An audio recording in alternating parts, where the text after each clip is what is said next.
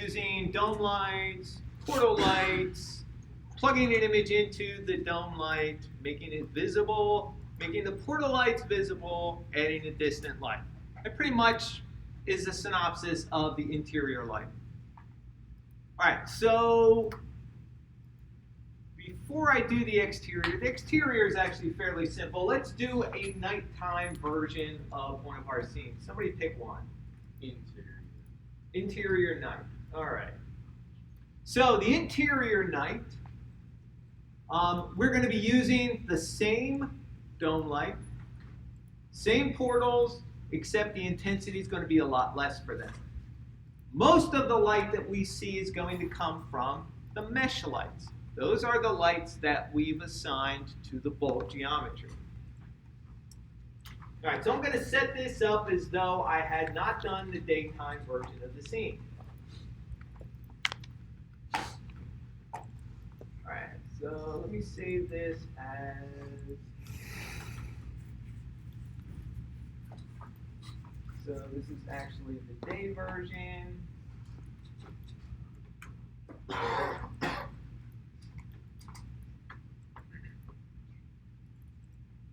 And let's open the project again from scratch. There we go. All right, so clean blank slate here.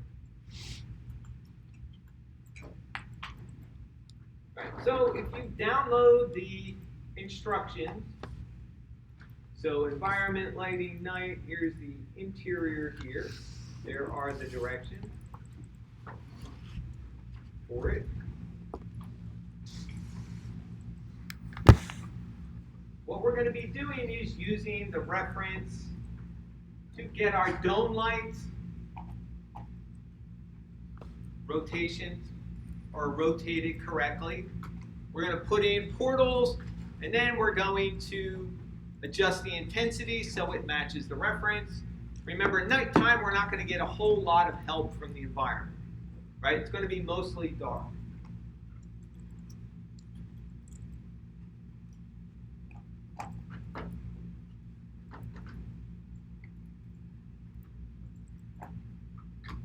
Right, so nighttime, interior, here's our reference. All right, one thing I forgot to mention for you guys was I give you some positional lights, a little bit of reference, just like I did for Project 3.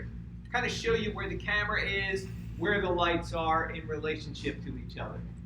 So here's kind of a perspective shot so you can see where the dome light is, where the portals are, and then this little dot right here, that's your distant light.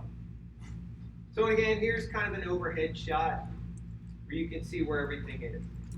Portals, dome, distant light, that little dot there. Same thing with night.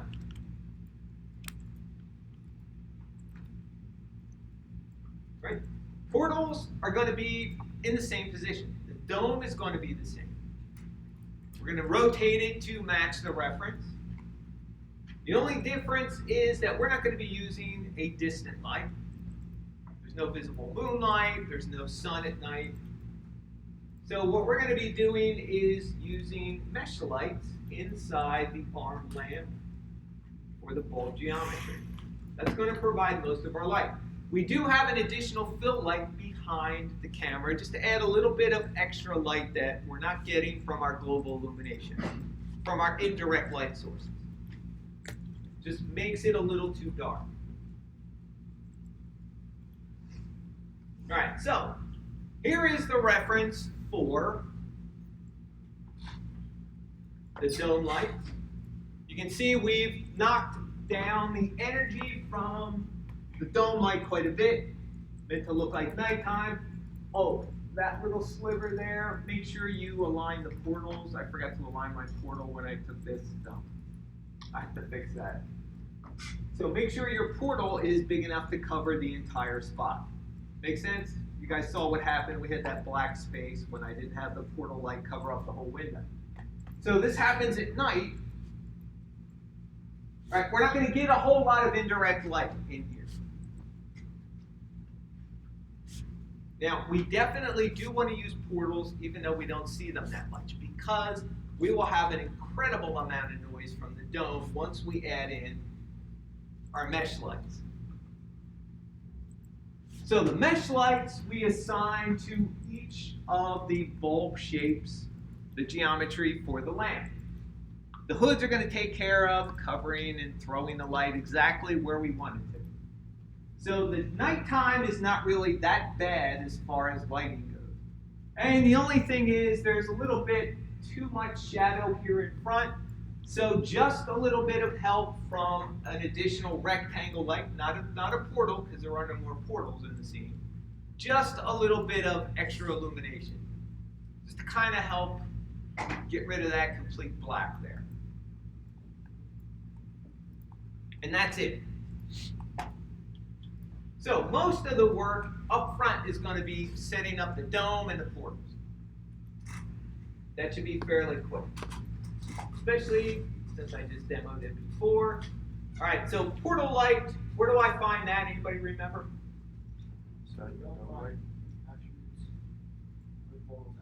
All right, good. Perfect. So once we create a dome, we can add portals. How do we create a dome? Fourth thing in, big sun. Fourth one in. So right click, hold, there you go, dome light. Perfect. All right, we're going to be using the same Zen Garden image that we used for the day. So that goes into dome light attributes under basic color map.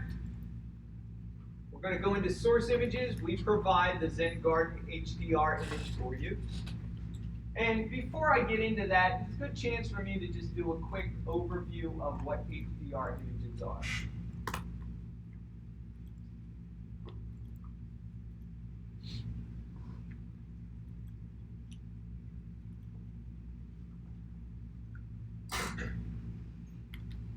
All right, so high dynamic range images, as I mentioned, they contain all of the exposure information from the dimmest candlelight to the brightest sunlight. The way they are created, at least most of the time, is if you do not have a dedicated camera to creating HDR images, you can do it with a traditional camera. You just need to take an image with several different exposure stops. And usually what photographers will do is they will take a regular image with average light that they would set up for. Then they would take one allowing very little light into the frame, and then one allowing a lot of light into the frame, a lot more than normal. They take those three images into Photoshop, they combine them with the EXR format. There's a couple of ways they combine them in there. Photoshop has a filter in there that'll do it. You take those three images, combine them into one, you set the exposure for what you want it to preview as, and then that image then contains all the exposure information from those three images. Sometimes they will take more. It depends. Most common smartphones have HDR settings in it. The trouble is that what kind of format do the images in your phone come out as? JPEGs. JPEGs make terrible high dynamic range images. However, if you take 3 JPEGs and put them in, you can sort of get a decent high dynamic range image.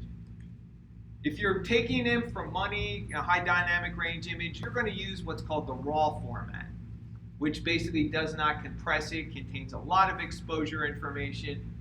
It's a very specialized format, but the file sizes are gigantic, and phones cannot handle that much. We're talking gigabytes worth of image information. Right, so you can do it with your phone. You have to take those images, those JPEGs, take them into Photoshop, and then filter them together for an EXR or an HDR file. All right, so contains 32 bits of information.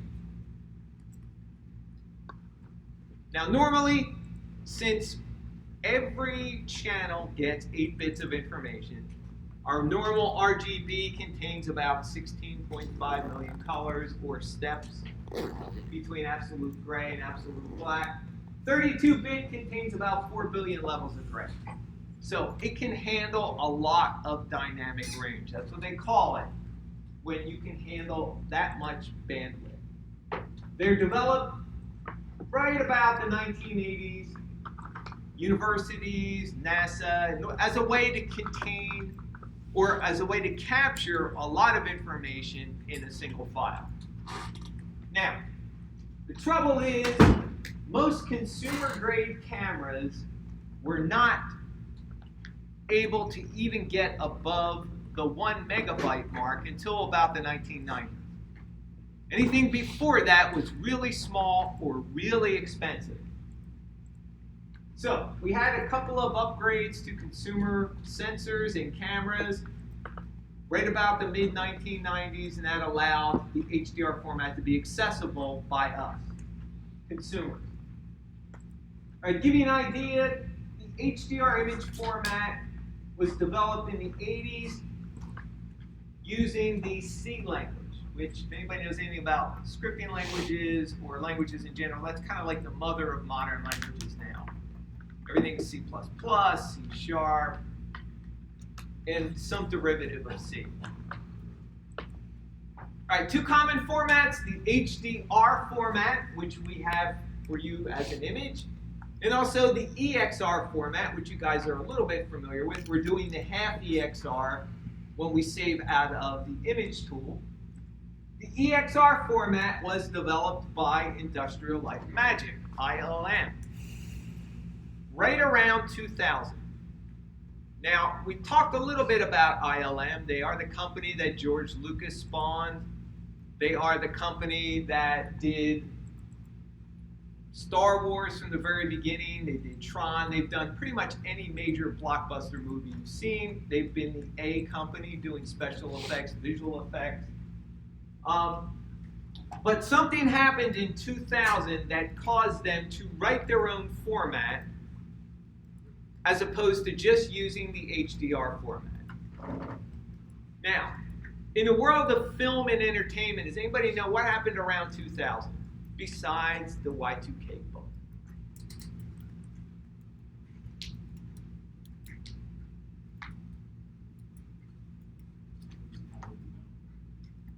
Fair enough. Jurassic Park was right around then, but it's before that. What was it? Jurassic Park. Jurassic Park was a little before that. That didn't contribute as much, but I'm sure they were working on it sort of back then too. Toy Story. Toy Story? Which one? That would have been a good thought, but Pixar did Toy Story. ILM was doing visual effects.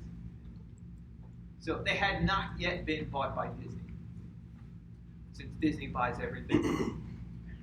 If you don't know, Disney owns Pixar, Disney owns ILM, Disney owns Fox Marvel. Yeah, Disney owns Fox now, so there goes the Orville, that whole series.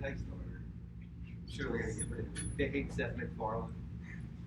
All right, 2000, the reboot of Star Wars. Yeah, I know, everybody has that effect. However, whether you like the movie or not, it is significant in the fact that it was the first time that they used a fully digital HD camera to record a film. And Sony came out with this brand new HD camera that they realized could capture a whole lot of information more than traditional film could. And we're talking about even traditional, not traditional, but the digital cameras that were available at the time. All right, so why was that such a big deal? Well, if you think back around 2000, what was the best consumer digital video you could get? What format was it? DVD. Anybody know what is the image size or the aspect ratio of DVD? Standard definition, which is like 720 by 486, 405, somewhere around there. Was not wide, well, it was widescreen, but then they just put black bars at the top and the bottom to make it look like it. And it wasn't any bigger than that. So Sony's camera was an actual 2K camera at the time. Doesn't sound like a big deal compared to today where everything's 4K, 8K, but at the time it was a big deal. You know, it was 2048 by 1556. And that recorded a whole bunch of information. So right away, ILM, George Lucas, they realized that they could capture this information, and when consumer electronics caught up to it, they could re-release everything in a new HD version. So you would get to pay again for it. That's the way it goes. You know, it's planned obsolescence, and then you pay to purchase the stuff you already had in a better format. Whether you like it or not, that's the way it goes. So, they decided that they wanted to be able to have the flexibility of a format they could get into, they could customize, they could make it work with their workflow. So, smart thing to do was they created the open source version of EXR, which means they put it out there to the digital community and said, here you go, here's this new format we're using. Do with it what you want, just anytime you make a change to it, put it back into the community so everybody can share it. And that's what they did, and it became a standard. So anytime you want something to become a standard or you want to make sure it gets used a lot, what do? If you can afford to, you give it away. That way you can ensure that if it's good, people will use it. And this was good. All right, so HDR images or EXR images come in two different styles, two flavors, if you will. One flavor is spherical. RenderMan only uses these. Arnold and Mental Ray have the ability to use either spherical or angular. Angular, sometimes called a light probe. It looks like you're taking the image inside a mirror ball. It's already spherically mapped. But Pixar, for whatever reason, they decided they don't like them, they're not going to use them, they're not going to support it. So they only support these square, or well, all of them are pretty much rectangular. So any images you are looking for on the internet, if you get this kind, you can use it with any renderer that's out there. This kind, you're stuck to either Mental Ray, which Mental Ray is not even supported or made anymore, or Arnold. Arnold has an angular mapping method. But Pixar, you don't have to worry about it. Now, the reason I mention this is because for the exterior nighttime scene, you will need to download an exterior nighttime HDR image. Our Zen Garden doesn't work because the HDR image that we've actually set up to use comes from a free second source. And it has a moon in it, which makes it kind of nice because then we can have the moon reflect in the window and it looks like nighttime.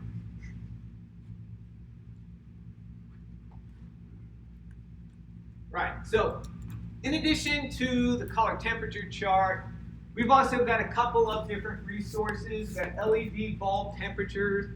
We also have another one that's in there. But what we're interested in is this VizPeople free HDRI maps.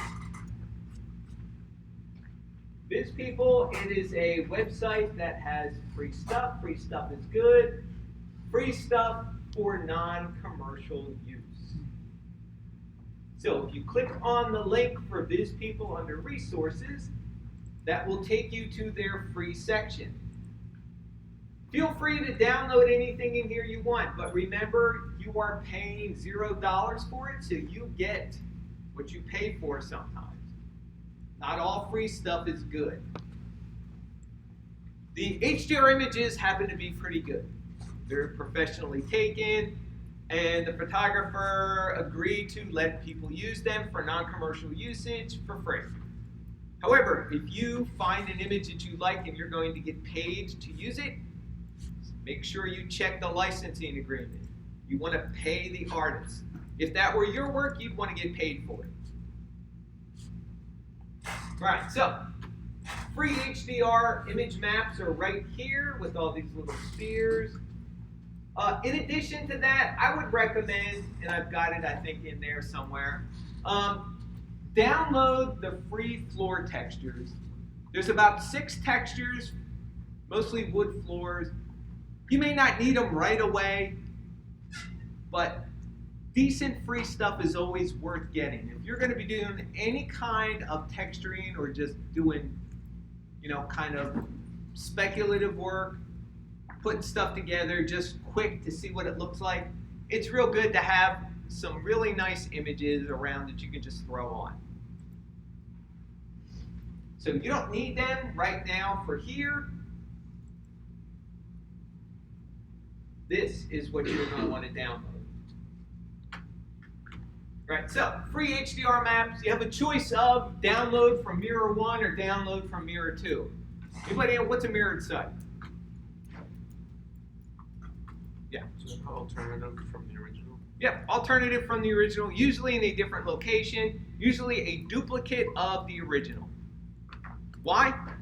Different server, different pathway. Chances are the traffic is not going to be the same on both servers. So the reason I mention this is because 5 months ago I had a student click on that one and it said it was going to take 8 hours to download. No, it takes too long. You shouldn't have to wait 8 hours for anything, except maybe sleep. All right. Literally clicked on the second one and it was 8 minutes to download. Now, these are big files. They are 50 megabytes each. There are 10 of them, so it's about a 500 megabyte download. So don't download it right now, but download it at a time and a place where you can get some decent bandwidth. We will be using number 10 if you are doing the exterior nighttime scene.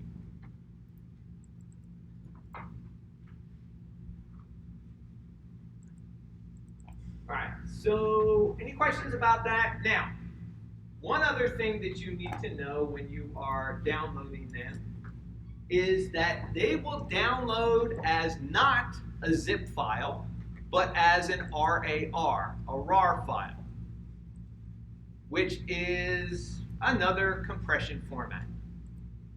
If you need to, just go to the App Store and look up RAR Expander. In fact, there's a real good one, Dr. Unarchiver. It's a RAR and zip expander. It will uncompress pretty much anything. Anybody uses a PC like with 7-zip or Zip 7, that works pretty much on anything. 7-zip is just basically 7-zip. What's that? It's just basically a zip. Yeah, except that it will expand RAR files. Whereas your Apple expander, the compressor won't, doesn't recognize it. So on Apple, you need to download. You can do a couple different ways. You can just go in and Google, RAR expander. It'll take you to, I think, SourceForge, and there's an RAR expander there for free. Or if you don't like downloading stuff that you think may have potential viruses, then go through the App Store. Then it's Apple's problem.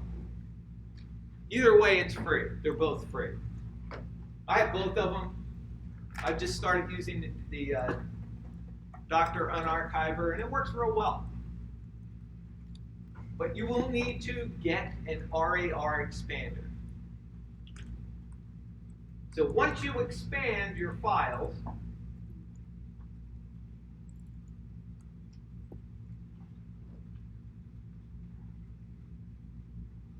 they will look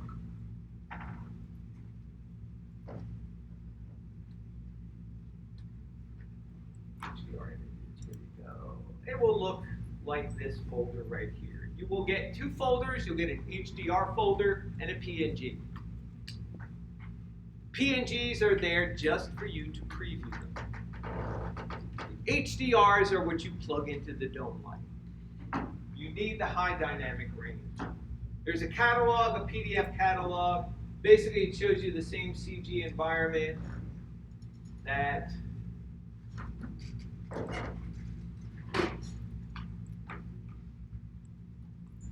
same CG environment that's in every image. So there's 10 of them. That's the nighttime one we're using. Here's what the PNG looks like. Now, it may not look like a nighttime scene, but it is, because this technically is night. Civil nighttime is defined when the sun goes below the horizon. The sun is below the horizon. Not by much, but it's below the horizon. And this all the way over here, those 4 pixels are your moon. So when you put this on a dome light, the moon shows up in one section and sunset shows up in the other section. So what we're going to do is we're going to rotate our dome so the moon is behind the camera. So when we go to add materials in our scene, we'll be able to see the reflection of the moon in the window. Also, today starts a process where you guys are going to start reusing the environments you work on. So the lighting that you do today for your for your 3 environments, those 3 environments are going to become Project 6, or Project 5, sorry. Project 5, where we're going to add materials. Then, out of that, we're going to take one of those environments, and that's going to become Project 6 for textures. So make sure you save your images, save your scene files, don't overwrite anything, save versions. Save lots of versions. Does that make sense? So remember, today, Project 4, those 3 scenes you work on are going to become Project 5, where we add materials. All right, so one thing you want to make sure is when you get the Viz People downloaded, if you choose to do the exterior night, you're going to take number 10, you're going to copy that and put that into Project 4, the project folder in Source Images. So all you have to do is select it. I'm going to copy it, Command C. I'm going to go into my Project 4 folder. Right here, Source Images, I'm going to paste it. That way it's in there with my Zen Garden, so when I work on my exterior night, I'll be able to use that. Anything that is external to Maya needs to go in Source Images. Because when you set your project, it's going to automatically look in that Source Images folder to grab additional information. Additional information in this case are the images.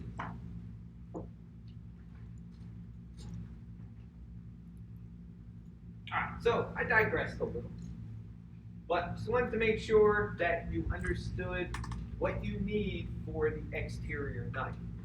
I'll go over that a little bit as time allows. So, dome light, for the interior night, which is what you asked to do, we're going to use the Zen Garden. Still the same Zen Garden image, just with the exposure dialed down. Alright, so we're going to plug in the image for the Zen Garden. Click on it once, give it a second, wait for the pinwheel of death to stop.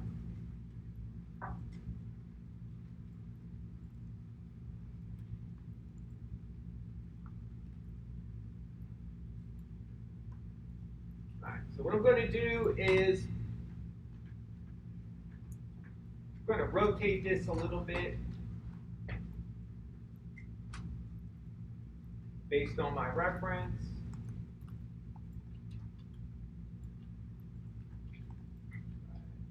Bring that here, bring the image tool up.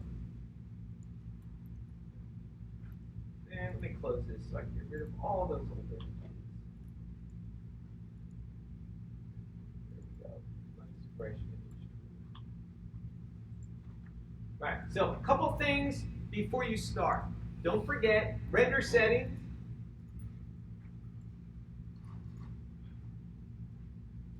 Make sure you have RenderMan selected as your renderer.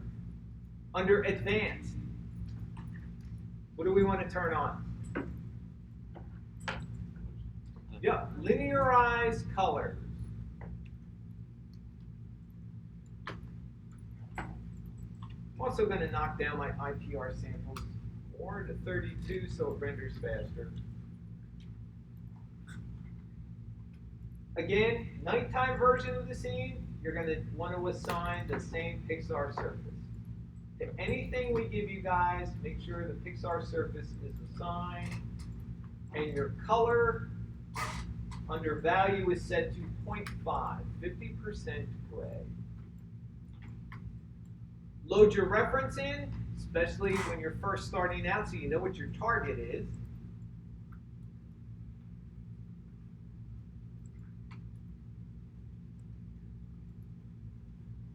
So here's my nighttime. Load that in. Resize the window, there we go.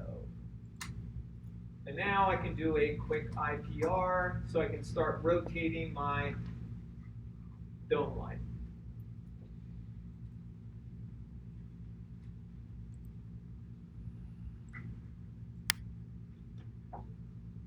All right, if you remember, we're going to have the same set of problems we had with the daytime. What do I need to do? Make the light visible. Yes, I need to turn visibility on in my dome light so I see the image outside the window. So I'm going to select the dome, under my shape node, go down to visibility, and turn it on.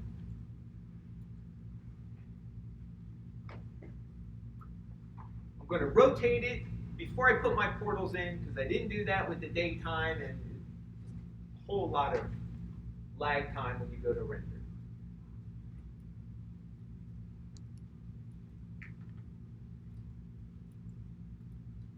Alright, so that's my reference.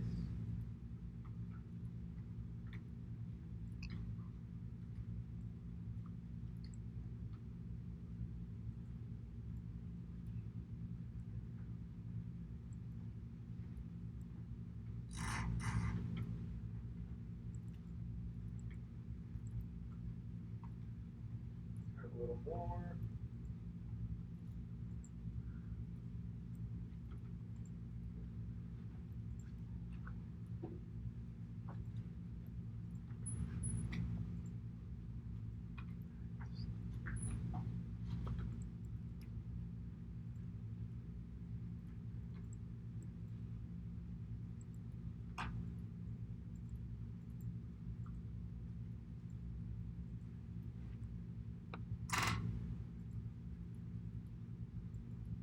Alright, that matches a lot better than it did before. Right, so while I'm here, before I put in any dome lights, I can also adjust the intensity. So there's the intensity of my reference. Definitely got to knock it down. Alright, so in the dome light,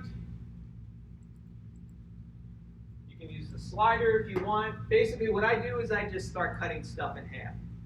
I'll take the intensity that I have, cut it in half, render it out. If I don't like it, I keep cutting it in half until I get it to where I want it. That way I've got an approach. Same way if it needs to be brighter. What I will do is just double what's there until I get the results. If I go too far, I back it off. But at least I'm just not pulling numbers out of the air. Just take an approach. All right, so I'm going to stop this, restart it again, and then I'm going to take it, I'm going to cut it in half.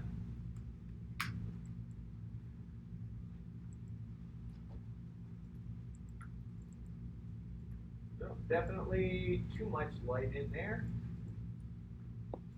Cut it in half again.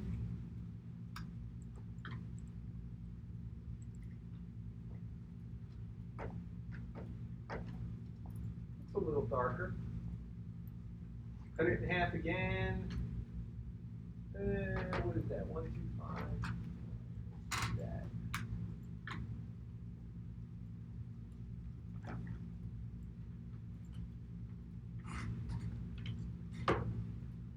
Mine looks just a little darker.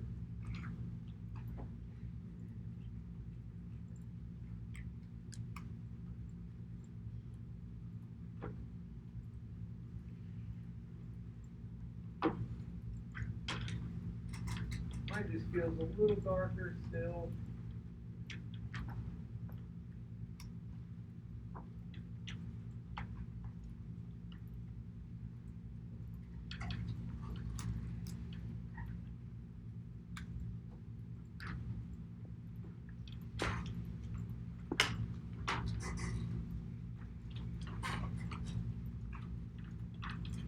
Always stop and start your IPR if you think you're not getting the full result or it's not actually making a change.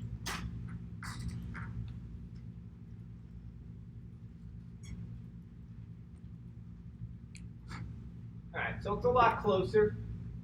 I still have a little bit of wiggle room here. My stone needs to come first, a little bit that way.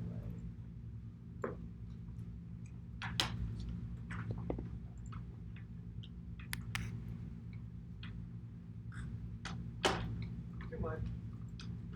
Of course. There we go, that's better. Right, does that make sense so far? Right, so now I can see I got a lot of grainy noise in here. This is why we use the portals. So I'm just going to go in, I'm going to make 2 portals like I did with my daytime. Go down under portals, create the first one. I'm going to go to wireframe just so I can find it and move it outside.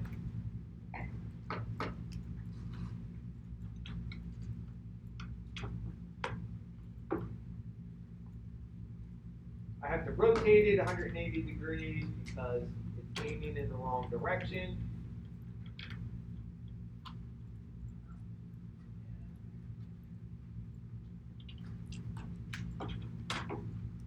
Right, there we go.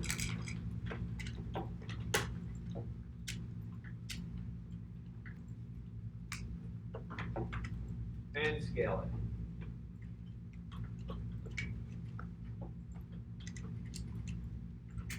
Move it closer to the window.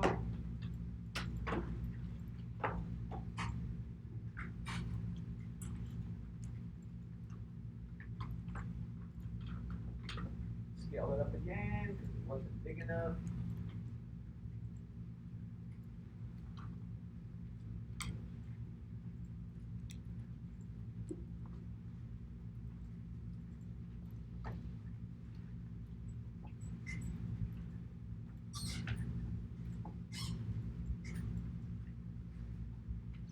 You want to make sure there are no slivers of dome light coming through. And once you get your portal in there, don't forget to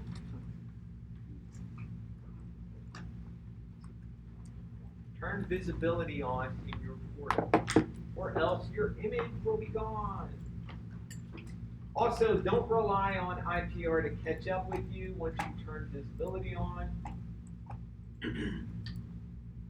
Like that. Stop it, restart it, make sure that it is giving you visibility.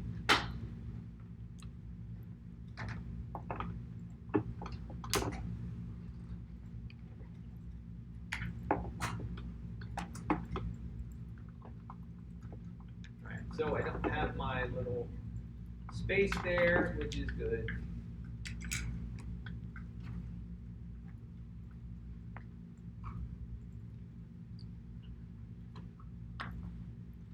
Right, so between the two, you might not be able to see it too well, but right in this area you can see a lot of noise before I put the portal in, as opposed to after the portal. So it cuts a lot of the noise down. We're going to have a lot of indirect dark areas with the nighttime. Right, so once you're done, create the second portal.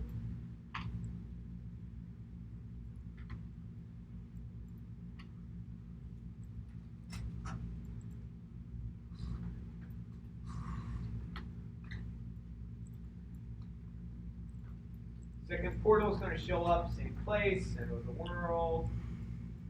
Move it outside. Position it, rotate it, put it in the window.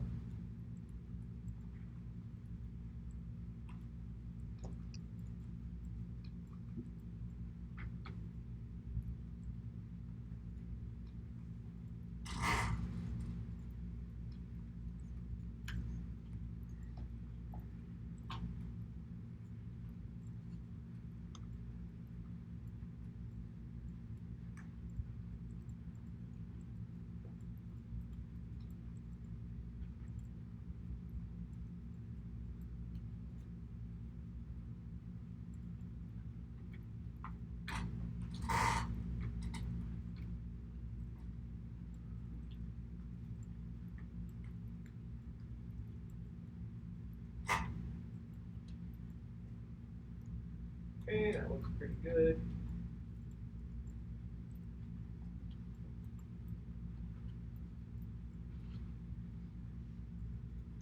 Go back to the cam here. And re-render just to make sure nothing weird happened. Don't forget to turn on visibility in your second portal also.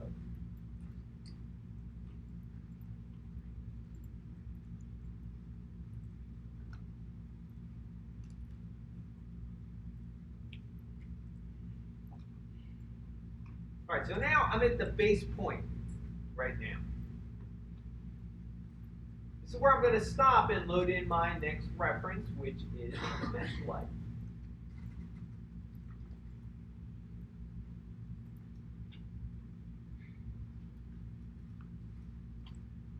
This gives us a good chance to talk about the mesh light.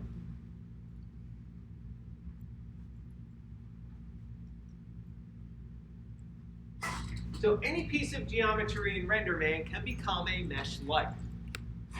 It's a pretty simple procedure to do. You just select the geometry, and you go up and you choose the mesh light icon.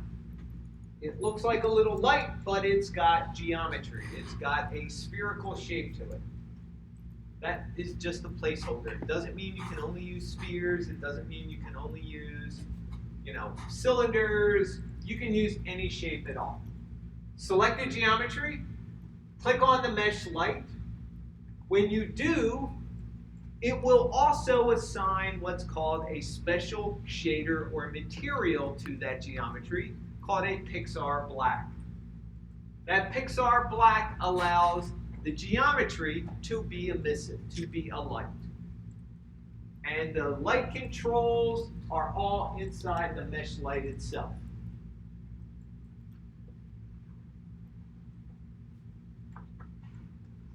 So, think of the Pixar Black as kind of a dummy material. It's kind of a little bit like a portal where the main control is in the mesh light. This is just telling the geometry that it can behave and be controlled by the mesh light itself. So you're going to have intensity. You're going to have color. You're going to have color temperature. You're going to have all the normal controls you would normally have. Does that make sense? All right, so it's real simple to do. So what I'm going to do is go and select the bulbs that are inside the lamp.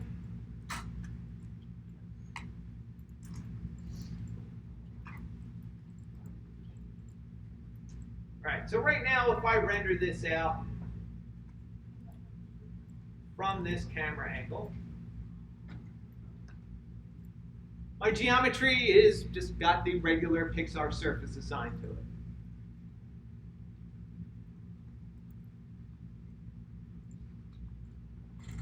Can't really see a whole lot. There's not a lot of indirect light.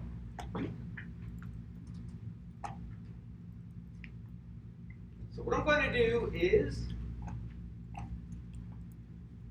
I'm going to shift select all my bulbs. And I'm going to go up and click on this little button right here. There is no contextual menu to it. You don't right click and hold it. A drop down appears. You just click on it. Now when I clicked on it, notice all the geometry turned black. It turned black because that is the Pixar Black dummy material being assigned to my bulb. So if I go into my attribute editor, there's my bulb shape. Shape node you guys know from modeling, right? That's the information, the transform, the rotate, the scale information. Right, my Pixar Black is here, but notice there are no controls. It is a dummy material. So to get to the mesh light controls, I just click on this little link here on the right. It's a black outline box with an arrow from the left pointing right that says there's an input here. If I click on the input, that takes me to my mesh light attributes. There is my intensity, there's my exposure, there's my color. I can put a texture in there if I want, and there's my color temperature. So now, by default, it has an intensity of 1. Is that enough? That's going to be based on your reference. But now when I do that,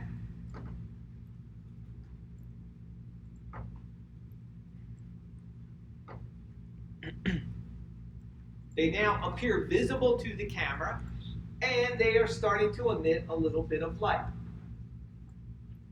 Think of that unit of 1 that's plugged in there as kind of like a 1-watt bulb. Not going to be a whole lot of light. It's not going to travel very far. All right, so let's try 40.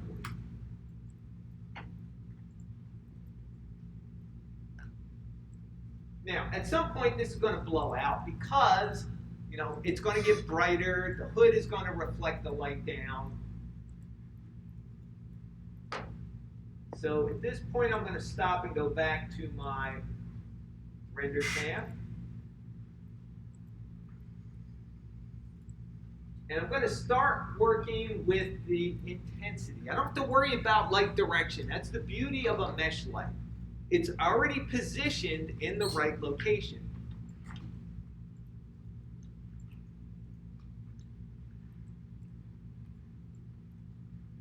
So actually that's probably not a 40-watt bulb. That might be like a 20-watt bulb. Just from the look of it. That's my reference. So I know I need brighter light bulbs in there. All right, now, you may notice that the edges here are kind of peeking out. This will tell you how well stuff was modeled. So I got pieces of the light bulb hanging outside the hood. Now, normally you probably wouldn't see this if everything was all the same material, but it's not. So if you want to fix it, you're going to have to come in and just move it in a little.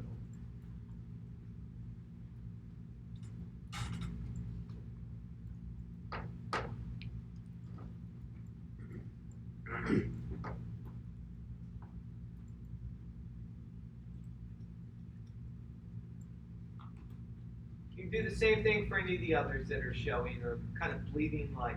Some of them you may not be able to see because they're not aimed at the camera. Like that one all the way in the back it looks like, which is this one because it's aimed away from the camera.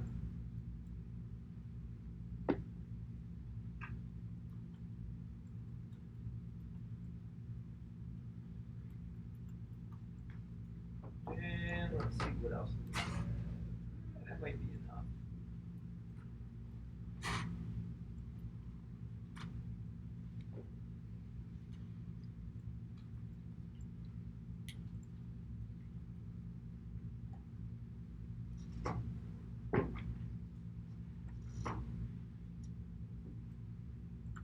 All right, looks a little better. This little bit right here that you see, that's actually the arm of this lamp in front of the other one. So that is meant to be there. Yes?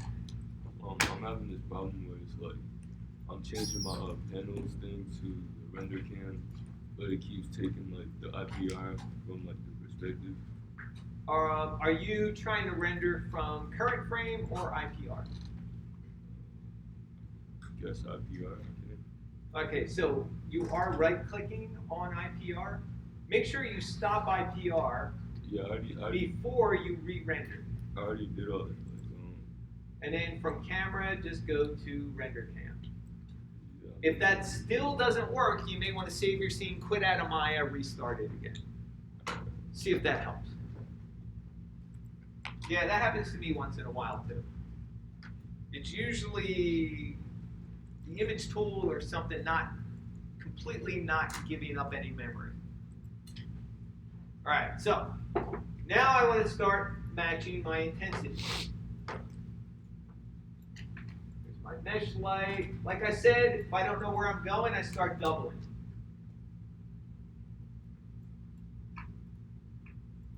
Yep.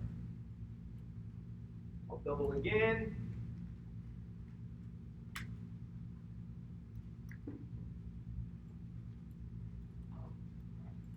Yep, I can tell even though I got a bunch of fireflies in there, that's not enough. Alright, so I'll double again. That's 320.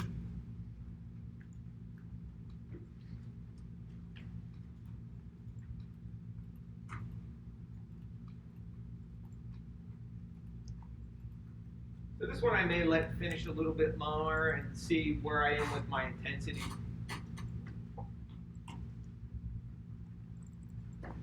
Now, one word of warning, when you guys go to do a final version render of the interior night, not to scare you, this is going to take a while to render, to get all the noise out. We're talking probably close to an hour. Same thing with the exterior night. Nighttime, we got low levels of light, we got indirect light all over the place. It's going to be noisy until you start cranking up your settings. So, to be honest, I'll start with 256 for the max samples, maybe 512. Start adding in the direct light, the BXDF, and then don't forget, I would double the indirect, whatever you're doing there. Those are going to be your keys to be able to get a decent render out. Alright, so looks like my scene is a little bit brighter.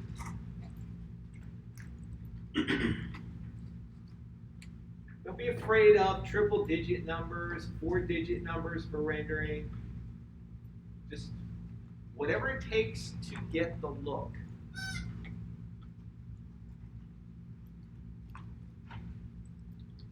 And again, before you render the first time, make sure you turn on linearized colors in the render setting.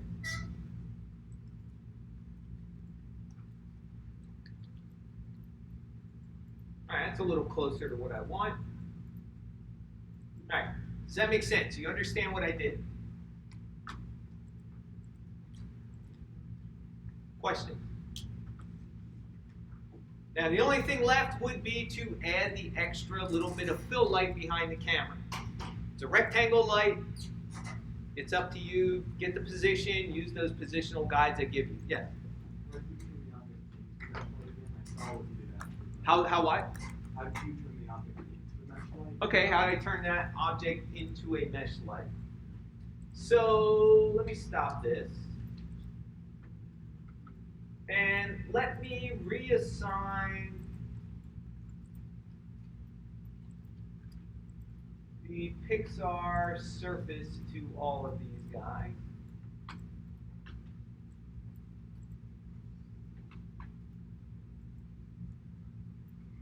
Pixar surface. So that's what you're going to get initially when you start working. The only light's going to be coming from the portals and the dome.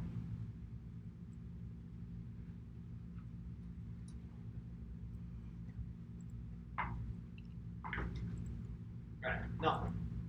Alright, so to make a mesh light, you select your geometry, you go up to the Pixar toolbar here, and you're going to choose the mesh light, which is the 5th symbol from the left. Looks like a sphere, that's a sun, but it's got wireframe on it. Click on that. That assigns the Pixar black material, which is the dummy material that turns the geometry into an emissive surface that lets the mesh light control it. So now when I did that, they all turned black. And now when I render, those bulbs will emit a very dim, dull light because the default is set at 1.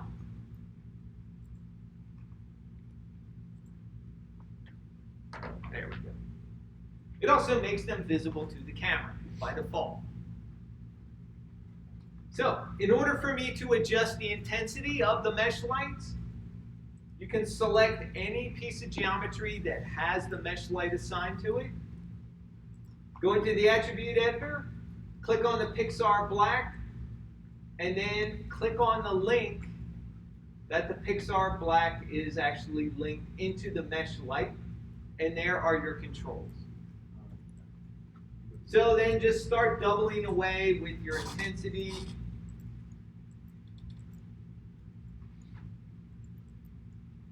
Until you get the right look.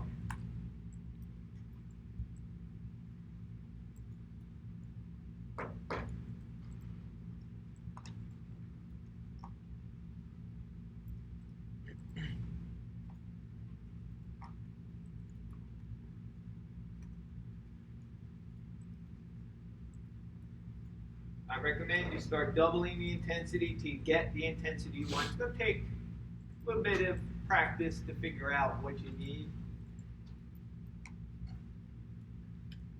The brighter you make them, the more light they're going to throw, just like a real world light bulb.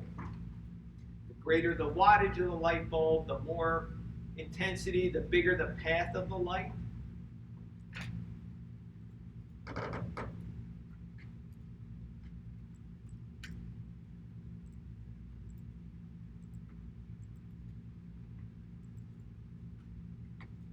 Now, as far as my reference goes,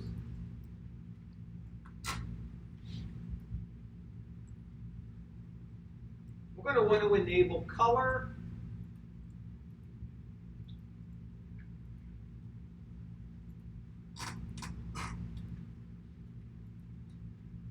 And adjust my color temperature to match the reference if needed.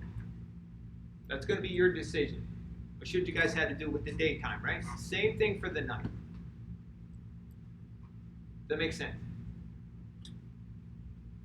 Yes? So a higher temperature makes it warmer or Makes it cooler. So the higher the number, the cooler it is. The lower the number, the warmer it's going to be. So for example, if I said, you know what, I want these to be like, you go into Lowe's, you go into Home Depot, they show you the temperature chart on there and they show you how warm or cool it is. Like a lot of light bulbs start around 3,300, 3,800. If I went in and turned my light, my color temperature here, let's say I go in and I do 3,800. That's going to make it really warm. Now, maybe a little too warm for what I want, but I'm sure many of you have seen incandescent light bulbs that warm. You know, depending on the age of the light bulb, how yellow it is. You have a question? I see your arm on it. Oh, okay.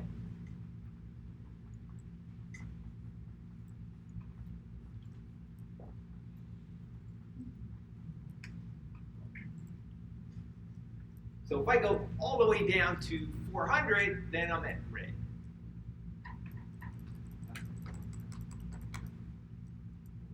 What's the zero? Good question.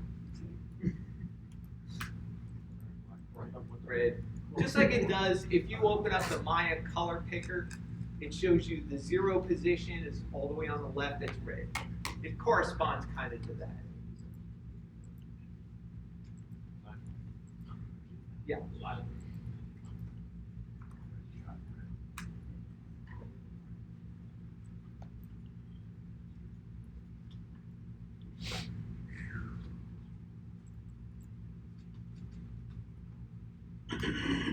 Right, makes sense? Good question. Glad you asked that. Any others? Anything not clear?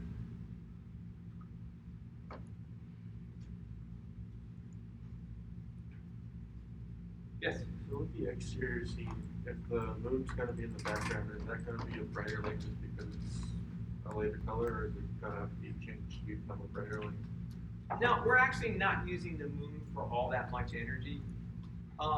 It's mostly going to be driven by our mesh lights on the table. The environment will play a little bit in there, but not a whole lot. So for the nighttime scene, for the outdoor, you're going to be using a dome light. All you're going to do is rotate it just roughly to get the moon behind the camera. It doesn't have to be perfect. And then you're going to match the intensity of the dome based on the reference. So let's take a look at it, talk through it, just to make sure there aren't any questions. If you need to demo, I'll be happy to do that. All right, so for the outdoor, here's the day. It's basically two reference images. Oh, by the way, this is a different aspect ratio than the interior. All right, so this is dome light only. You can see it's kind of neutral. That's because our Zen garden that we're using for the outdoor day is pretty overcast, but it's neutral enough. And then we add sunlight. Sunlight is what kind of light? Distant light. So that's it. That is the extent of the exterior day. Here's your positional stuff if you need to. This is kind of roughly where we position the Zen garden. There's 2 trellises there, so we kind of put it so the hole between the trellises where we see the field, or it's actually not the field, the retention pond back there, that's more or less behind the camera. We'll be able to see that in a reflection in the window. And this will kind of show you where positionally the sun is too. And again, this is just like a Hollywood set. There is nothing behind the wall. This is meant to be outside with, the wall to the restaurant visible with a window in it.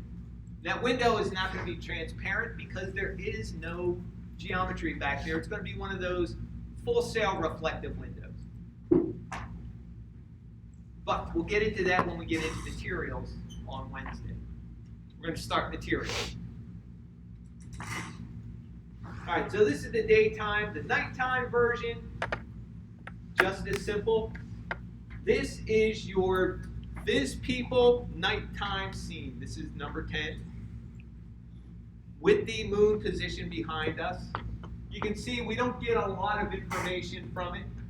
Again, it's nighttime. We're not going to see a lot of light in there. And then mesh lights. That is it. Again, this is not that hard to do. If you did the interior, and you're doing the exterior night, the interior is a lot harder to do. This is dome light and 4 mesh lights. So roughly the interior night and exterior night are about the same. A little more work in the interior night because you got to add the portals, but it's still the same kind of premise.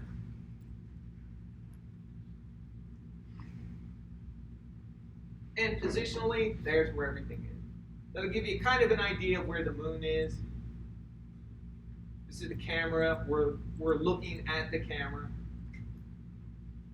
And you can see that bright kind of sunset is right behind the window, so it kind of blocks it out for us.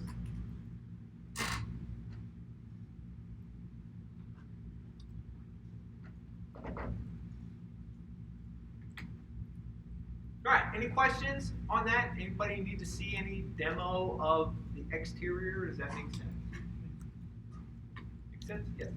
So the exterior night one, that's the only one that uses that other image. Yes. Everything else uses the Zen garden. Yes. So the exterior night is the only one that uses the Viz People number 10. The other 3 scenes use the Zen garden that we provide for you guys. Just because the Zen garden did not work well outside at night. Because there's no moon, it's very uninteresting. We just wanted to have something that's a little different with the moon in it. And it's free. Gives you a chance to have 10 more, HDR images that you can use for your stuff. And the other 9 are pretty good.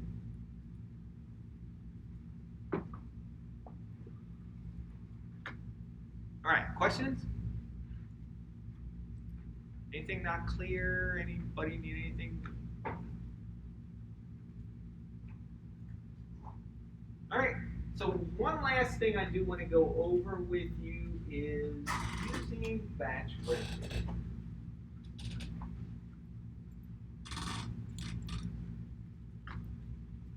All right, so we did mesh lights, high dynamic range images. All right, so image tool versus batch rendering. Image tool, you click on the render current frame button and it uses your production quality settings, right? The big numbers for the max samples in the top part uses the integrator stuff. All right, so exterior nighttime scene, I did a couple of test renders. This one took me 32 minutes and 11 seconds in the image tool. And I took the exact same image, the exact same render setting, and I did a batch render, and it cut it down to 28 minutes, 20 seconds. So it doesn't sound like a lot, but 4 minutes you can have of your life back. Or your computer back, whatever you want to do. Just remember, when you are rendering, don't try and do anything else on your computer. It is frozen in time for you. All right, now, to set up a batch render, it is exactly the same thing you would do for a production quality version of a render. Couple of things that may take you by surprise.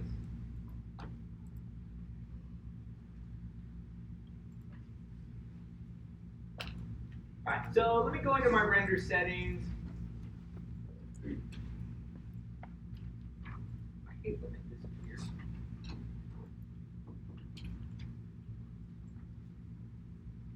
All right, so if I'm going to do a production render, we'll say, all right, I'm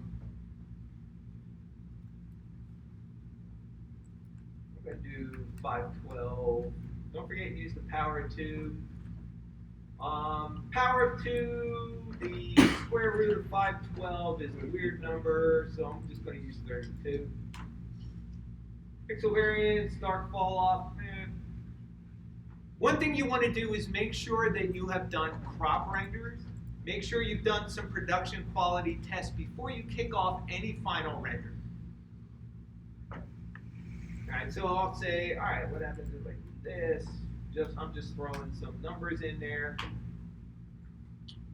And normally what I would do is make sure that I'm in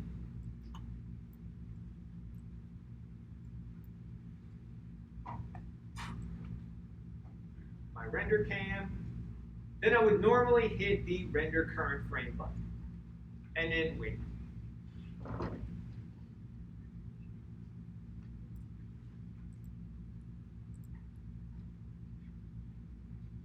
Play the Jeopardy theme in your head, whatever you want to do.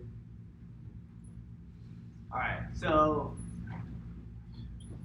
it's going to keep, incrementally changing on and on and on, just like this for the next 30, 40 minutes, 50 minutes, however long it takes. And by the way, those weren't the production quality settings for this. All right, so I'm going to cancel. And what I'm going to do is use batch rendering. For this, I don't even need to have the image tool up because it's not going to use the image tool at all. What you do want to do is make sure you've done all your test renders first, because you're not going to see a batch render until it is completely done. It is like opening a package, in the morning on your birthday, and it's a surprise. You have no idea what it is. It could be a pair of socks, or it could be like, the greatest device in the universe. Not that socks aren't great, but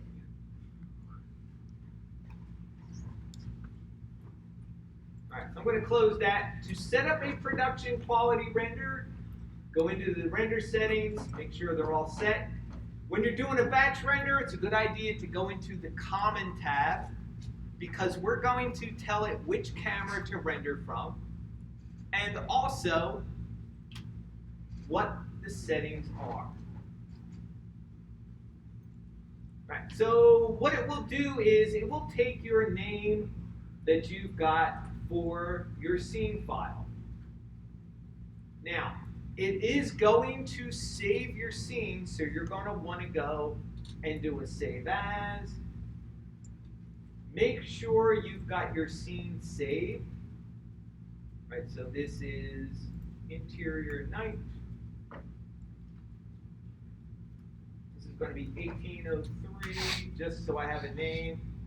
There we go. All right, so here I'm going to call it interior. Interior night. The image format Targa, that's aspirational. It's still going to save it as an EXR because that's what RenderMan does. All right, down here at the bottom, make sure that under renderable cameras, you have the render cam selected. If not, it will render from whatever camera is in there. So if you accidentally put perspective, you're going to wait for 40 minutes and find out you've got a nice perspective render. Now, once you're done with this, you should be good to go. You then go up to the RenderMan menu, go to Batch, and we don't even need to go into the options, technically. Just let it go. First thing it's going to do is save and make a temporary scene file with a weird set of numbers at the end. It's going to bring up something called the local queue, which this renders behind the scene. This will tell you exactly what it's doing. So it breaks it down into 4 parts. Why? I have no idea. One is kind of like a header. The second one is your actual scene. The other 2 are kind of just like wrapping everything up. They just blow right through. This is actually rendering your scene right now.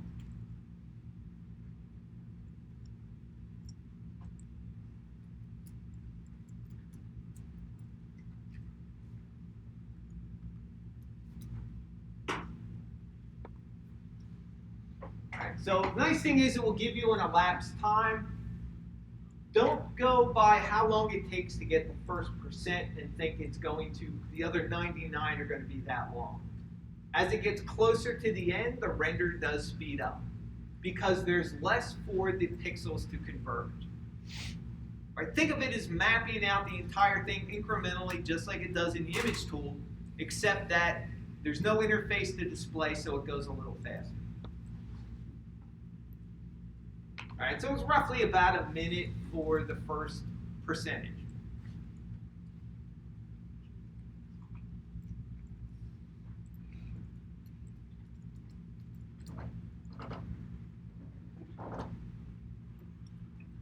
Now, to cancel a render that's going on here, you can simply right-click on this top area under Jobs, and you can pause it, you can stop it, you can restart, you can delete it. If you choose to delete it, it will delete everything that's associated with it.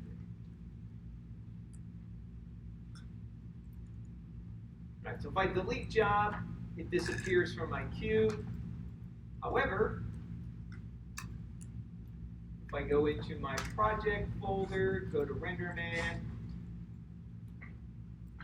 this is the temporary folder that it made when it was doing the batch render job. Also, take a look at what's inside my scenes folder. It created the same kind of job number in there with the temporary scene file. So what it does is it makes a copy of the scene file. That way, if anything happens, fortunately it doesn't corrupt your original. It will only corrupt the copy it made, which is good.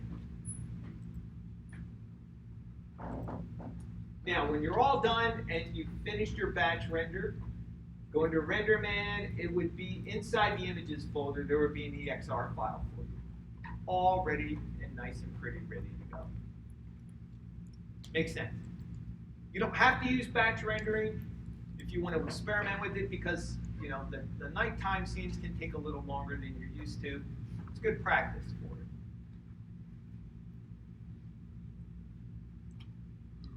All right, questions? Anything we went over today? Anything not clear?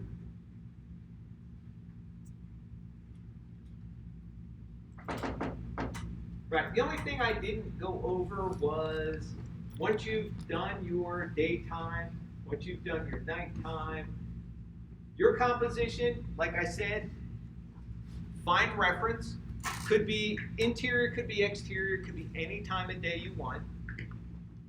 And the exercise is try to frame it up, get the right focal length. You're going to add the lighting. Try and get the look and feel of your reference on a bigger scale now. You can duplicate geometry, you can move it around, but don't model anything. Just use what we have.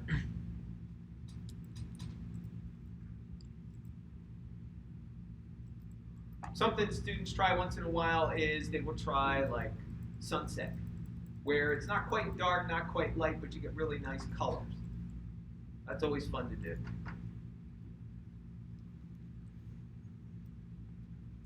All right. No other questions? All right. I think we got through everything I wanted to go through.